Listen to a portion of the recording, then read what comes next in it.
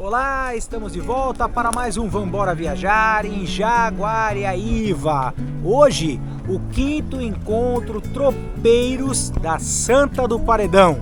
O programa está sensacional. Vamos desbravar a história do tropeirismo. Está preparado para embarcar com a gente nessa história? Vem com a gente!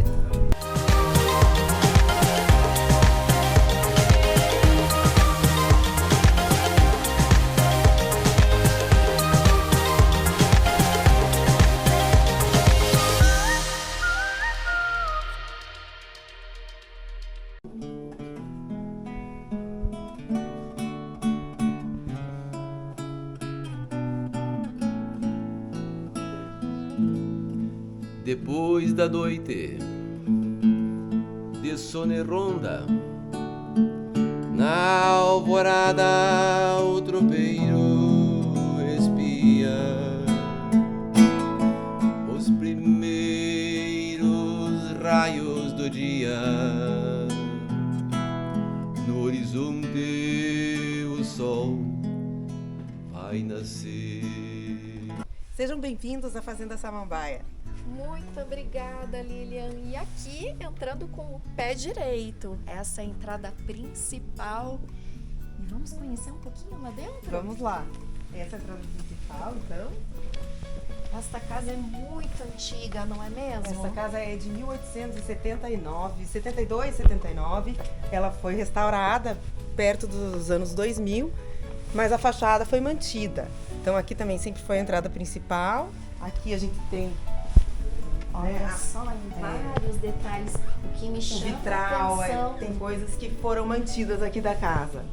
E agora tem um detalhezinho que é aquela parede que mostra a estrutura original. Vamos lá Como a ver? casa era feita, vamos ver. Essa sala também já tinha, né? Era a sala principal de visitas. A sala das refeições. E aqui tem uma amostra de como a casa era feita com taipa, né? Olha só. Que na hora nós tentamos até deixar maior, só que não teve condições. Preservada em sua originalidade. Aliás, aqui é um ponto fundamental da casa que marca a história da família. Isso. Aqui é a região do parto e também onde houveram os partos. Os partos. Então a minha bisavó, né, esse era o quarto dela, e aqui ela teve os 16 filhos com parteira. E dos 16 sobreviveram. 12. Imagina que era uma época difícil, Uma época difícil, né? Sem estrutura, tendo um filho atrás do outro. Então as crianças nasciam aqui e agora ali o banheiro. E aqui também, parece que elas ficavam, né? Pelo que contam, as crianças pequenas ficavam por aqui sendo cuidadas e assim, demoravam, né? Pra sair, assim, da casa. Tudo levava um tempo, né? Então olha a dimensão desse banheiro. Isso. Agora a preservação em detalhes, algo que me chama muita atenção ainda, Lilian, a mobília. A mobília original. Então imagina, olha só. Ela foi restaurada, né? E a gente tentou manter aqui. Mas é a mobília original, da casa. Olha os detalhes todos detalhes, entalhados. O mármore. Foi tudo recuperado. O piso, qual madeira é? O piso é de araucária. Olha, a araucária, que é símbolo do Que é o nosso símbolo Paraná. do nosso Paraná, o piso é lindo. E os detalhes também de forro. E a presença sempre, Lilian, da religiosidade. Esse quadro já está aqui há muito tempo. A minha família é muito religiosa. Todo mundo mantém bastante. A gente até tem uma capela aqui. Olha, Vamos mostrar para vocês também. com certeza. E vamos dar uma olhadinha nos cristais. Hoje são 5 gerações, né, Lilian? Mas este retrato me chamou muita atenção. Esse é o retrato, acho que, mais interessante que a gente tem, né? É um registro de 1913. O meu avô, Carlos Cunha, que nasceu aqui, no retrato tinha 7 anos, né? E a gente vê bem aqui, ainda tinha, né, uns resquícios, assim, da escravatura. Eram as amas de leite que cuidavam deles. O meu bisavô, né, sentado com a minha bisavó. Então acho que é um retrato que mostra bem como que eram as coisas. Aqui está me chamando muita atenção esta peça aqui. Eu acho que os mais jovens nem imaginam do que se Ela trata. trata só de enfeite pra gente, né? Mas ela já serviu pra iluminar quando não tinha luz elétrica aqui. E E agora? aqui também os móveis, né? Esse daqui também é original da casa, restaurado. E esta é a cozinha, então imagina desde sempre para as famílias brasileiras a importância da cozinha. Sim, tudo acontece aqui na cozinha. Né? Mesmo a gente acaba se reunindo sempre em volta na mesa, perto da cozinha. Tanto que nós, no primeiro momento, paramos o carro aqui ao lado Isso. desta parte de serviço, entramos pela cozinha. Entra pela cozinha, todo mundo entra pela cozinha depois que a gente abre a porta da frente. E são quantos quartos? Pois é uma casa enorme. A casa é grande, são 9 quartos que tem, né? Depois a gente teve uma reforma em 2000, então antes esses quartos, um deles era quartinho de sal, que mantinham as carnes, né, no sal, entrava por fora, virou quarto. Então hoje nós temos 9 quartos aqui na casa. Também tinha queijaria. Também tinha uma queijaria que era embaixo, né? Não tem mais como ver. Ela parecia um porão e também entrava por fora. E hoje em dia ela sofreu uma reforma. Uma reforma. Alguns detalhes alteraram, Isso. mas ela no seu corpo geral... A estrutura é a mesma, mas teve que mudar, né? Porque ela era de taipa, estavam caindo algumas coisas. A acústica dela hoje ainda a gente percebe que a parte de cima, se você falar lá num quarto, você ouve daqui. Então tem ainda essa... Mas ela foi reformada, teve que vir inteira. Em termos de arquitetura, a gente sente um conforto térmico Sim. muito agradável. Ela é uma delícia. Frio lá fora, aqui eu cheguei até a tirar o agasalho, Isso, tá aqui quentinho. ela fica quente, é. E no verão ela é fresca, ela é uma delícia. Isso devido às varandas, tem a ventilação cruzada, muitas Isso, janelas. eles já pensavam em tudo isso antigamente, né? Então a gente realmente só reformou, mas dentro da estrutura que já existia. Maravilhoso. E esta sala, Aline, remete esses diplomas, né? Esse legado deixado pela família. Isso, essa sala ficou como um memorial, né, da família. Então ficou aqui o diploma do meu avô, né, do Carlos Cunha, que foi médico, nasceu aqui na fazenda e foi fazer medicina no Rio de Janeiro, que ainda não existia faculdade aqui.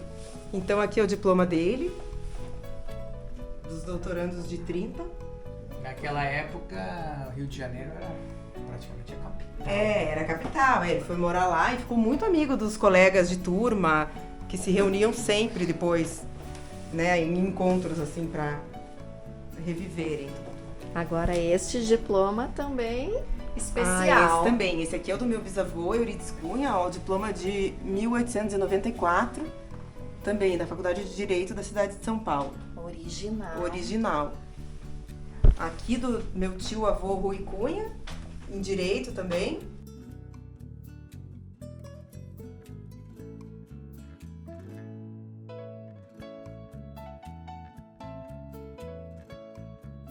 De Santa Catarina, como é que foi a história de vida? Domingos Antônio veio de Santa Catarina, de Camboriú, nasceu lá em Camboriú. Ele chegou em Paranaguá, depois foi para... e acabou se fixando em Ponta Grossa. Ele, com algumas posses que tinha, ele montou um negócio em Ponta Grossa, uma casa de negócio, tipo um armazém. E lá em Ponta Grossa ele conheceu uma moça, também sabia que ia no armazém, era Balbina. E se namorou da Balbina, começaram a namorar e casaram. Balbina era filha do tenente José Gonçalves Guimarães, um dos homens mais importantes do Paraná. Era muito rico, frequentava a corte. E Domingos Antônio casou com a filha dele. Daí que iniciou que o tenente José Gonçalves, ele tinha um negócio de tropeiro. Ele ia comprar mulas lá no Rio Grande do Sul e vendia em Sorocaba. E ele entrou de sócio com o sogro nesse negócio. E trabalhou como tropeiro durante 14 anos, mais ou menos. Isso em 1800. Na verdade, ele casou, acho que em 1850, e até 1865, quando ele enviou ele trabalhou com o sogro, como tropeiro. Certo.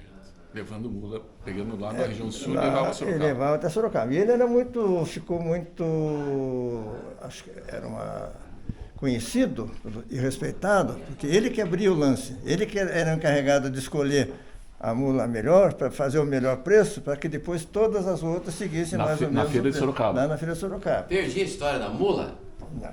Na verdade, a mula é o seguinte, ele como tropeiro, trazia as mulas do Rio Grande do Sul para vender em Sorocaba. Daí Perfeito. Sorocaba ia para Minas, para todo o Brasil, né? Sim. Ali fazia os leilões. E ele era o que conhecia, o pessoal respeitava muito, e ele que escolhia a primeira mula para o leilão. Ah, para arrebentar a feira. Para dar também, Pra dar preço. para dar o preço. Isso. Ele que dava, então, a partir daí tinha o preço para os outros seguiam. Então eles esperavam ele trazer o primeiro lance. Sim. Né, porque ele tinha bastante experiência, era muito respeitado. E como eu falei, então, durante 14 anos ele trabalhou como tropeiro. E o tropeiro, se sabe que era o correio de hoje, né, ficava muito conhecido. Todas as pessoas queriam receber histórias da cidade, o que estava acontecendo, histórias da família, mercadorias encomendadas. Então ele se pousava na casa dos fazendeiros, então ele tinha um conhecimento assim muito grande da vida, né? De toda a província, e Rio Grande, Sorocaba. Era um homem, então, ficou muito vivido nisso, né? Mas ele ficou muito preso ao sogro, né? Nessa época, ficou 14 anos como tropeiro. Quando ele enviou em 1865, ele ficou 15 anos casado. Daí, 5 anos depois, ele casou com Maria Anúncia Portela. Essa que foi a nossa bisavó. Mas a nossa descendência vem dos Portelas, de Cunha. O Gonçalves Guimarães foi do primeiro casamento. Existe hoje em Ponta Grossa descendentes dele. Tem nome de rua lá, Leopoldo Guimarães da Cunha, Otto Guimarães da Cunha, uma descendência forte dele lá, das filhas dele, né? Mas quando ele voltou, então, casou com a Maria Anúncia, ela era de Campo Largo, da região de Itaqui. Ele se mudou para Campo Largo, lá para esse casarão aqui, ó. Que daí teve a transição para erva mate. Daí ali tinha erval. Lá em Campo Largo, era uma propriedade grande também, onde tinha muita erva mate. E ele começou, então, ele era empreendedor, ele começou a beneficiar a erva mate e exportar a erva mate. E, além disso, ele montou uma casa de negócio, que as pessoas, os plantadores pequenos que plantavam erva mate, levavam a erva para ser beneficiada lá. E levavam em troca, levavam mantimentos. Então eles deixavam a erva e levavam roupa, levavam farinha, levavam açúcar. Então ele montou uma casa de negócio. Então ali era movimentadíssimo. Recebia a erva e levavam o material que precisavam para o consumo. Essa foi a história do meu bisavô, e onde ele começou a ficar muito rico. Né? Daí você veja, ele ficou aí, e aí que iniciou a carreira política. E como ele fincou laços em Jaguareiro, a Samambaia? Como que ele adquiriu a Samambaia? Nessa época, 1870 mais ou menos, que ele comprou a Samambaia. Era trajeto dele, né? De Sorocaba ele passava a Ponta Grossa, passava por aqui para ir depois de Itararé para chegar até Sorocaba. Então ele conheceu a fazenda, sabia que a fazenda é uma fazenda de mais ou menos quase 10 mil alqueires, e foi nessa época que ele comprou essa fazenda. E ele começou a explorar com bois, mas nem boi, criação de boi mesmo, criação de gado. E tem uma história interessante que durante a Revolução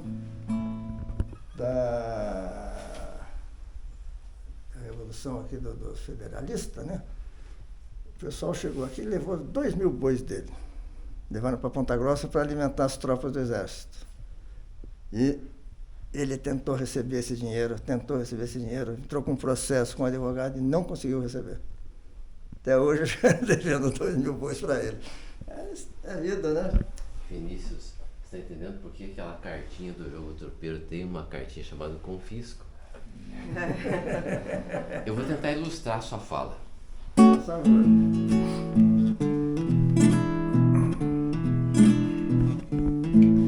Vem de Viamão e rumo ao norte vai a tropa de Moares pro grande leilão, serpenteando pela trilha, pela encosta, pra chegar em Ponta Grossa ou na Lapa pra invernação. Vem, vem, vem, vem, passa e vai, vai, vai, vai. Vem, vem, vem, vem, passa e vai, vai, vai, vai.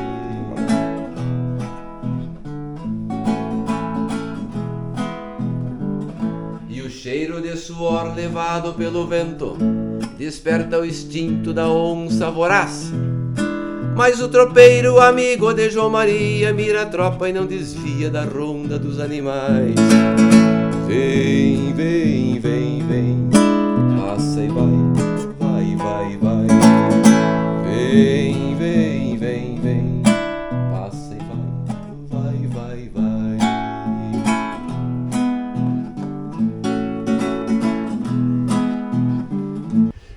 E a samambaia do Domingos, ele teve daí os filhos, que daí foi passando para a geração aqui a fazenda, né? Aí é o seguinte, meu bisavô, O Domingos Antônio, né? Domingos Antônio, ele teve 5 filhos. Certo. Quando ele morreu, ele deixou uma fazenda para cada filho. Essa fazenda samambaia, que era muito grande, ele deixou para os 2 filhos homens, que eram Eurides e para o Capistrano, que é o avô da Adriana, né? E Eurides era meu avô. Depois ele deixou o Itaqui para a filha Maria Joana. E deixou outras em Porto Amazonas, Então, todos eles receberam uma fazenda de herança. Conservadas, que na família hoje tem a Fazenda Samambaia e o sítio Itaqui, que tem uma história também interessante, porque essa Maria Joana, que era filha do meu bisavô, ela não era casada com um desembargador em Curitiba, Filinto Teixeira, também. Mas elas não tiveram filhos, moravam em Curitiba. E dos filhos do meu avô, né, que os sobrinhos dela que moravam, só meu pai morava em Curitiba, que era médico e que atendia ela sempre. E gostava muito de fazenda. Então vivia indo lá, nós chamamos o sítio Itaqui. Ele vivia qualquer oportunidade, ela até não gostava que ele ia lá dar palpite, gostava de cuidar do sítio Itaqui. E, surpresa, quando ela faleceu, ela deixou de herança para o meu pai o sítio Itaqui. Então, pelo fato de não ter tido filhos. E até hoje nós temos o sítio Itaqui na nossa família, né? Então nós temos o sítio Itaqui e aqui agora a Fazenda Samambaia. Outra história interessante da Fazenda Samambaia também foi isso. Quando morreu meu avô, o meu tio Rui Cunha, que morava em Londrina, era promotor, procurador do estado lá, também solteiro, e por ser solteiro, ele pegou Londrina na época da expansão do café, ele tinha fazenda de café, ficou também muito bem economicamente. Ele sugeriu aos irmãos que ele compraria a parte dos irmãos e que depois ele deixaria para os sobrinhos. Agora, acontece no interessante das filhas do meu avô, do meu bisavô também aconteceu, e do meu avô, que algumas das mulheres não tinham filhos. Então, do meu avô também nós tivemos 3 tias que não tiveram filhos. Então, quando essas aí não se interessaram pela proposta do meu tio, porque meu tio pagava menos pela fazenda. Ele comprou dos irmãos, mas pagando um preço bem inferior. Porque a promessa era deixar depois, eles iam receber de volta. Então, essas tias venderam para fora, e aí que começou Pinos. Todos esses pinos que tem, né, depois da rodovia que a gente passa, que tem a Clabim, era tudo da fazenda. Foram as nossas tias que não tinham filhos, que não tiveram interesse em vender para o tio Rui, né? E aí começou a história do Pinos aí, né? E os outros, realmente, o Rui Cunha cumpriu a palavra. Quando faleceu, deixou para nós. Por isso que nós estamos aqui hoje. Recebemos uma herança do Dr. Rui Cunha. Graças a Deus, estamos mantendo a família aí e as terras da família, né? E aqui teve a pecuária na época, né? Que é uma fazenda... Não, aqui, na época aqui era só pecuária. A pecuária, que Não, aqui era pecuária extensiva. Aqui a fazenda, inclusive quando nós começamos aqui, quando víamos com crianças, até a gente receber essa herança, a fazenda aqui é o seguinte, era um campo só, você não via mato, muito pouco mato. O campo nativo. Não, só campo nativo, era o capim mimoso, né? Que é uma vegetação nativa dos É Campos uma Gerais. vegetação nativa. E é só a criação de gado extensivo. né? Só que precisava 5, 6, quase alqueires por vaca naquele tempo. Então ele era muito grande, mas a necessidade. Outra, todo inverno queimava seu campo. Mas era a tradição, né?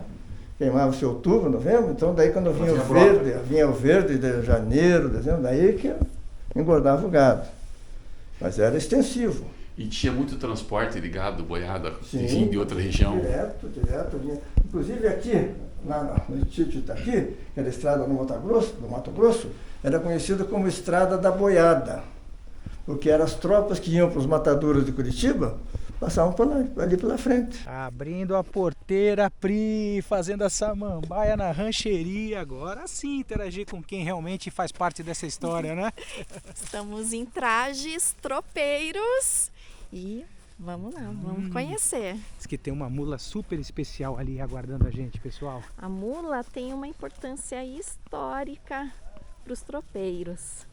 A mula ela sempre vai à frente das tropas. E Vinícius, agora sim, a nossa personagem principal. Tá aqui, ó.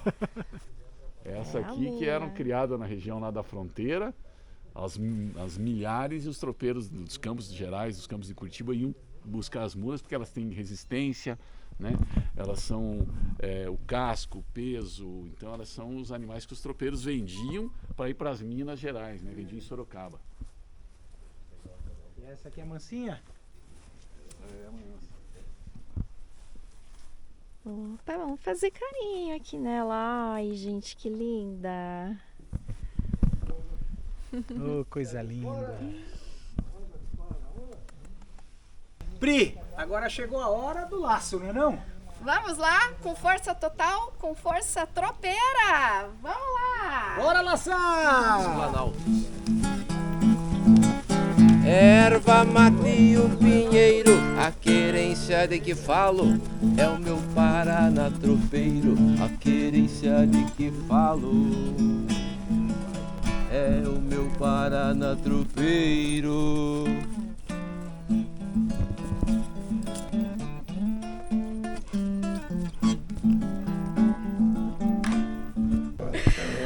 Agora, algo que marca a história da família é a presença dela numa época muito remota, no Império. Nossa, exatamente.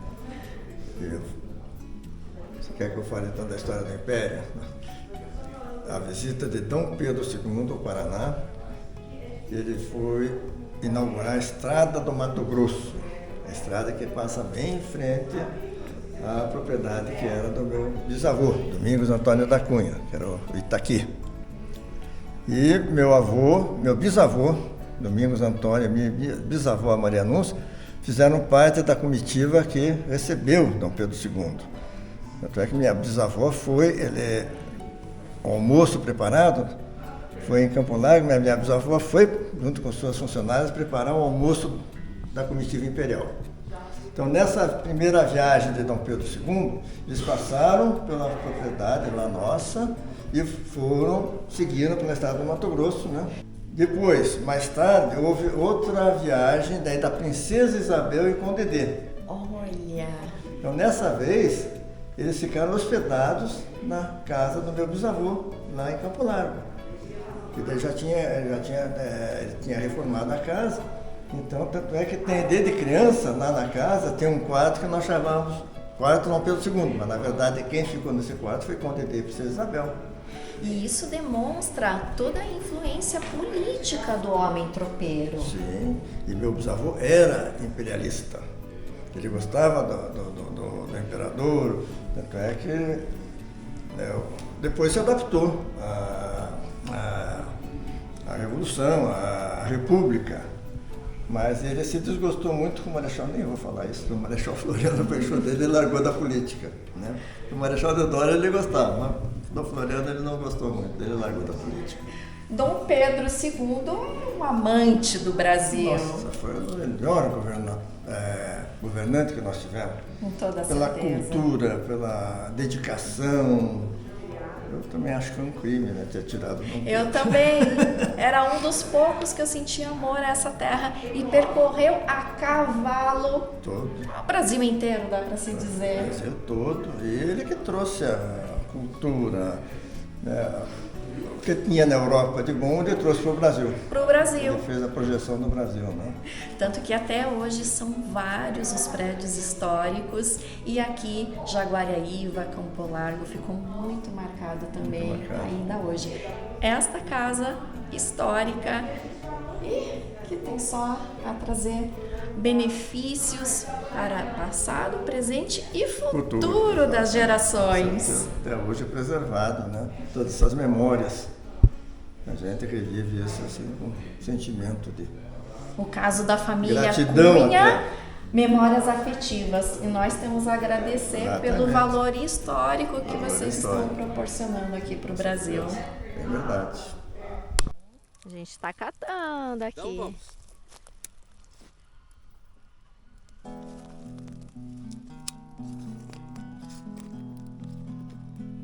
Regulava meio-dia, sol de abril estava quente. Eu vinha pelo carreiro quando vi em minha frente uma chuva diferente, bem comum no meu sertão. Era chuva de semente, era chuva de pinhão.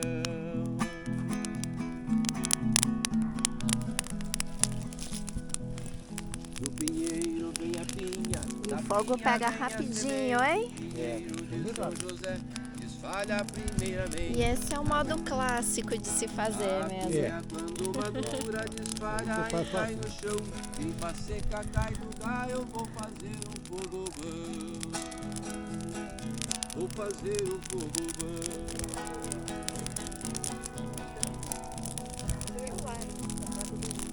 O pinhão dessa pecada tem um gosto diferente. Magia de fogo e grimpa vira cinza de repente. Restou no meio das brasas entre cinzas e carvão uma refeição quentinha, bem à moda do sertão.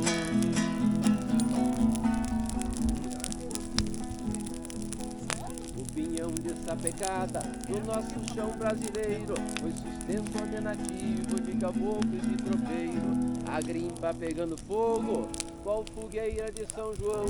É assim que acontece essa pecada de pinhão.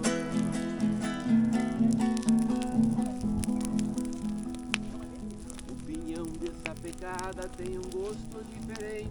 Magia de fogo e grimpa vira cinza de repente.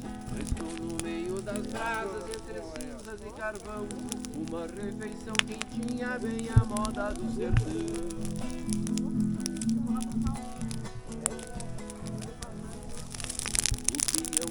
Pecada no nosso sul brasileiro foi sustento de nativo, de caboclo e de tropeiro. A grimpa pegando fogo qual fogueira de São João.